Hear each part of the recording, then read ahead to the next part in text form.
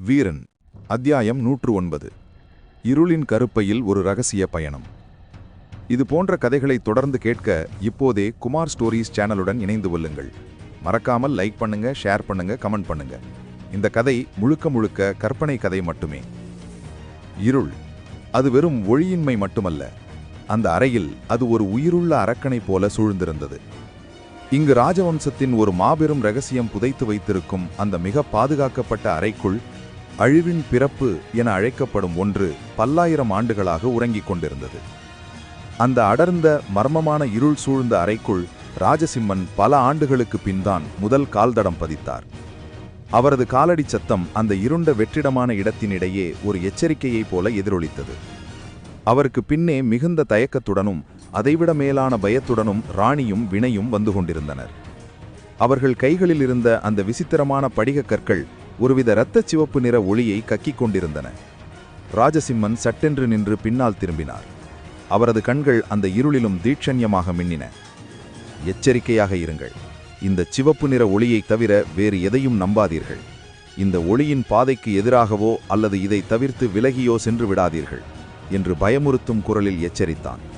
அவனது குரல் அந்த அறையின் சுவர்களில் பட்டு தெரித்து மீண்டும் மீண்டும் ஒலித்தது. அதை கேட்ட ராணிக்கு தன் நாவே வறண்டு போவது போல இருந்தது.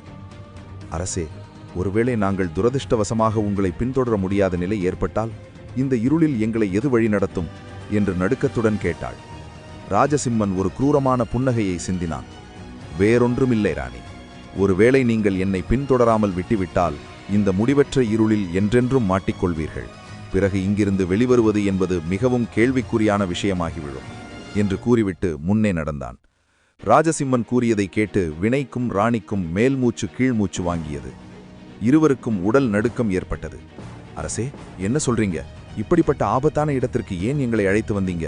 இதற்கு நாங்கள் வெளியிலேயே உங்களுக்காக காத்து கொண்டிருந்திருப்பேனே என்று பதட்டத்துடன் கேட்டனர். அதற்கு ராஜசிம்மன் நின்றான். இல்லை, உங்களை உள்ளே அழைத்து வந்ததற்கு ஒரு பலமான காரணம் இருக்கு என்றான். என்ன காரணம்?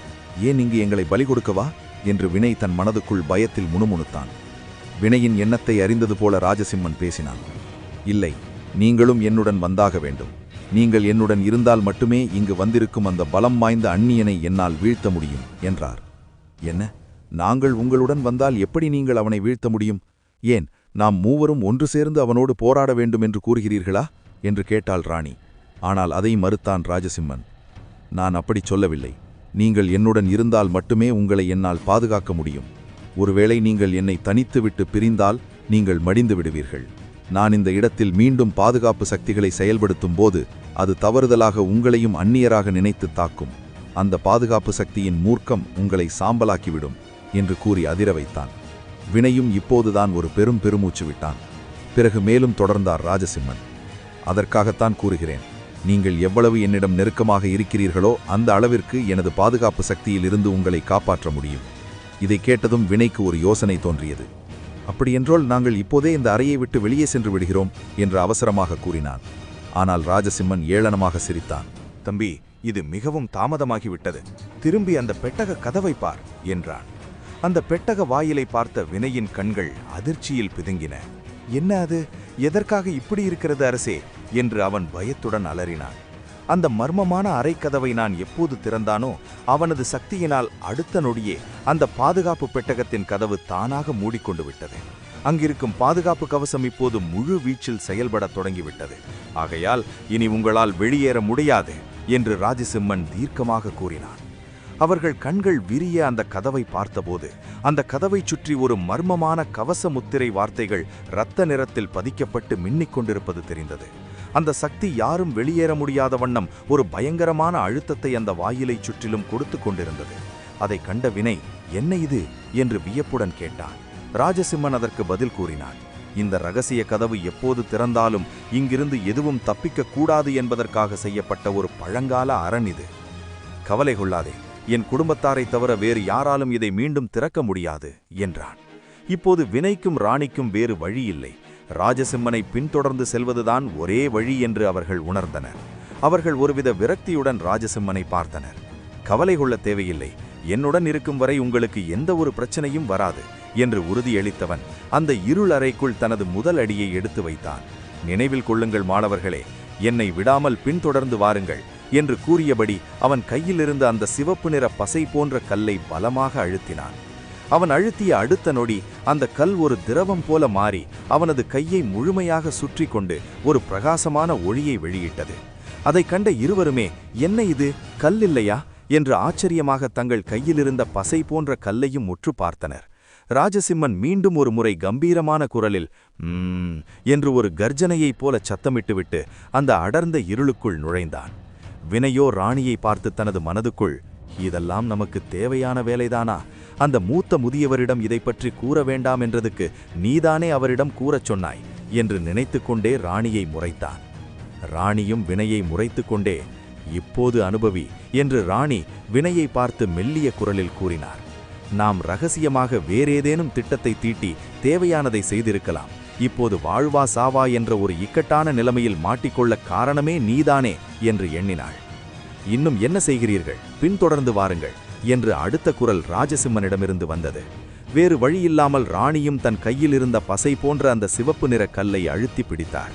அவரது வலது கையும் இப்போது சிவப்பு நிறத்தில் மின்னத் தொடங்கியது. வினையும் அதையே செய்தான்.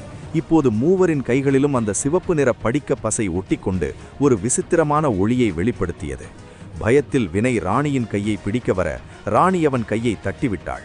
பயப்படாதே வினை, சூரியன் சோழப்பள்ளியில் நீ எடுத்த பயிற்சி இவ்வளவுதானா? இதற்கு இப்படி பயப்படுகிறாய்? முன்னே பார், இருளில் ராஜசிம்மர் செல்லும் பாதை நன்றாக வெளிப்படுகிறது. அவர் கையில் இருக்கும் அந்த சிவப்பு நிற ஒளியை கூர்ந்து கவனித்து அதை பின்தொடர்ந்து விரைந்து சென்றாள். கண்டிப்பாக அவர் செல்லுமிடத்திற்கு நாமும் எளிமையாக சென்று விடலாம் என்று கூறிவிட்டு அந்த மர்ம அறைக்குள் நுழைந்து அரசர் ராஜசிம்மனை பின்தொடர்ந்தாள். வினைக்கும் வேறு வழியில்லாததால் அவனும் உள்ளே நுழைந்து அவரை பின்தொடர்ந்தான். அவர்கள் உள்ளே செல்லச் செல்ல அந்த இடம் மிகவும் பயங்கரமாகவும் விசித்திரமாகவும் அமானுஷ்யமாக தோன்றத் தொடங்கியது. ஏனெனில் அவர்கள் எங்கு பார்த்தாலும் இருள் மட்டுமே இருந்தது. அவர்களது கையை அவர்களே பார்க்க முடியாத ஒரு நிலை. தொட்டு உணர்ந்தால் மட்டுமே கை இருப்பதை உணர முடியும். அந்த சிவப்பு ஒளி வெளியெங்கும் பிரகாசத்தை கொடுத்தாலும் விசித்திரமாக அந்த ஒளி அந்த மனிதனின் உடலில் ஒரு துளி கூட வெளிச்சத்தை காட்டவில்லை. இது ராணிக்கும் வினைக்கும் பெரும் வியப்பை ஏற்படுத்தியது. இந்த சிவப்பு ஒளியிலிருந்து வரும் வெளிச்சம் ஏன் நமது உருவத்தை வெளிக்காட்டிக் கொள்ள அனுமதிக்கவில்லை? நம் மீது பிரதிபலிக்காமல் நமது இருப்பை ஏன் மறைக்கிறது என்று விசித்திரமாக யோசித்தாள் ராணி. அப்போது தடார் என்று ஒரு பயங்கரமான சத்தம் கேட்டது. அவர்கள் பின் திரும்பி பார்க்கும்போது அவர்கள் நுழைந்து வந்த அந்த இரகசிய அறையின் கல் சுவர் முழுமையாக மூடிக்கொண்டது. இரகசிய பாதுகாப்பறை மூடப்பட்டவுடன் அவர்கள் மீண்டும் பதற்றப்பட ஆரம்பித்தனர். ஏனெனில் இப்போது அந்த இடம் இருளின் மொத்த உறைவிடமாக மாறிவிட்டது. இனி திரும்புவதற்கு வழியில்லை, முன்னே நடப்பதை தவிர. அடர்ந்த இருள் அவர்களின் பார்வையை மட்டுமல்ல, தைரியத்தையும் சேர்த்தே விழுங்கிக் கொண்டிருந்தது. பயத்தின் பிடியில் சிக்கித் தவித்த ராணியும் வினையும் ஒரு கணம் உறைந்து போய் நிற்க அந்த நிசப்தத்தை கிழித்துக்கொண்டு ஒரு கணீர் என்ற குரல் கேட்டது. நிற்காதீர்கள், ஒளியை தொடர்ந்து வந்து கொண்டே இருங்கள். இது ராஜசிம்மனின் அதிகாரமிக்க குரல். அவர் தனது வலது கையில் ஒரு விசேஷமான கல்லை பிடித்திருந்தார். அது சாதாரண கல் அல்ல. ஒரு வினாடிக்கு 100 முறை அதிர்வது போன்ற ஒரு நுட்பமான நடுக்கத்தை அது வெளிப்படுத்திக் கொண்டிருந்தது. அந்த அதிர்வை ஒரு திசைகாட்டி போல பயன்படுத்திய ராஜசிம்மன் அதிர்வு அதிகரிக்கும் திசையை நோக்கி நிதானமாக அடியெடுத்து வைத்தார். பின்னால் வந்து கொண்டிருந்த வினைக்கு ஆத்திரம் ஒருபுறம், மரண பயம் மறுபுறம் பிழிந்தது. இப்ப இவர் நம்மளை எங்க அழைச்சிட்டு போறாரு? முன்னாடியே முழு தகவலையும் சொல்லியிருக்கலாம் இல்லையா?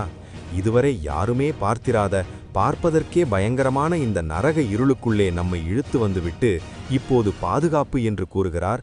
ஆனால் எங்களை ஒரு பொருட்டாக கூட மதிக்காமல் முன்னால் செல்கிறாரே என்று மனதிற்குள் குமுறினான். விரக்தியும் பயமும் கலந்த ஒரு விசித்திரமான நிலையில் ராஜசிம்மனின் கையில் ஒரு சிறு மின்மிழி பூச்சியைப் போல ஒளிரும் அந்த சிவப்பு ஒளியையே தஞ்சமென கருதி அவர்கள் நடந்தனர். நிமிடங்கள் நகர நகர அவர்களின் பயம் களைப்பாக மாறியது. ஏறத்தாழ 20 நிமிடங்கள் அந்த நீண்ட குறுகலான தாழ்வாரத்தில் நடந்த உணர்வு அவர்களுக்கு ஏற்பட்டது. உடல் சோர்வடைந்தாலும் கண்கள் அந்த சிவப்பு ஒளியை விட்டு விலகவில்லை. திடீரென்று தங்களுக்கு முன்னால் சென்ற அந்த ஒளியின் பிரகாசம் மெல்ல மெல்ல அதிகரிப்பதை ராணி உணர்ந்தாள்.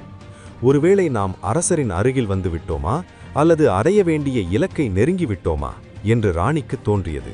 அவளை சுற்றிலும் கார்மேகம் போன்ற இருள் சூழ்ந்திருந்ததால் தன் அருகில் வினை இருக்கிறானா என்பதை கூட அவளால் உறுதி செய்ய முடியவில்லை. அந்த ஒளியின் எல்லைக்குள் அவள் நுழைந்தபோது, ராணி, வினை, நீங்கள்தானா என்று ராஜசிம்மனின் குரல் இருளை கிழித்து வந்தது. அரசே, நாங்கள்தான். நீங்கள் கூறியது போலவே அந்த ஒளியை பின்தொடர்ந்து வந்துவிட்டோம் என்று மூச்சிரைக்க கூறினாள் ராணி. ஆனால் வினையிடமிருந்து எந்த பதிலும் வரவில்லை. ராணி திடுக்கிட்டு பின்னால் திரும்பி பார்த்தாள். தூரத்தில் வினையின் சிவப்பு ஒளி மட்டும் அசைந்து கொண்டிருப்பது தெரிந்தது. திடீரென்று அந்த ஒளி அசுர வேகத்தில் அவர்களை நோக்கி ஓடிவரத் தொடங்கியது. என்ன ஆச்சு இவனுக்கு? இது வினைதானா? எதற்காக இப்படி பதறியடித்து ஓடி வருகிறான்? பின்னால் ஏதேனும் ஆபத்து துரத்துகிறதா என்று ராணியின் இதயம் பலமாக துடித்தது. இவ்வளவு நேரம் அருகிலேயே வந்தவன் திடீரென்று எப்படி அவ்வளவு தூரம் பின்தங்கி இருக்க முடியும்?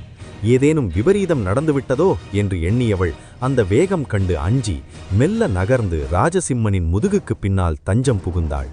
உருவம் தெரியாவிட்டாலும் தன் முன் ஒரு கவசம் போல நின்ற அந்த சிவப்பு ஒளியின் நிழலில் உண்டிக்கொண்டாள்.